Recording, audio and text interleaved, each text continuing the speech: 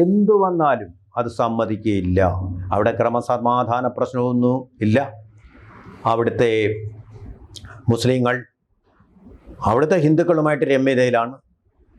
Christian മതക്കാരായിട്ടുള്ള CSIക്കാരുണ്ട്, അവർക്കും പ്രശ്നങ്ങളൊന്നുമില്ല.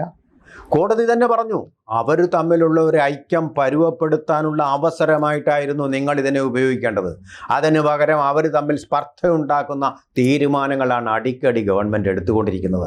അവരുടെ രാഷ്ട്രീയ മോഹങ്ങൾക്ക് വേണ്ടി, അവരുടെ രാഷ്ട്രീയ ലോഭങ്ങൾക്ക് വേണ്ടി, അവരുടെ രാഷ്ട്രീയ ലാഭങ്ങൾക്ക് വേണ്ടി, തെരഞ്ഞെടുപ്പിൽ ജയിക്കാൻ വേണ്ടിയിട്ട്. ഇതല്ലേ യഥാർത്ഥത്തിൽ വർഗീയത? എന്നിട്ട് ഹിന്ദു വിരുദ്ധതയെ മതേതരത്വമെന്ന് കൊട്ടിഘോഷിച്ചുകൊണ്ട് നടക്കുകയാണ്. അതാണ് അവർ ചെയ്യുന്നത്. ഞങ്ങൾ മതേതര മുന്നണി എന്ന് പറയുമ്പോൾ ഹിന്ദു വിരുദ്ധ മുന്നണി, അതാണ് അതിനർത്ഥം.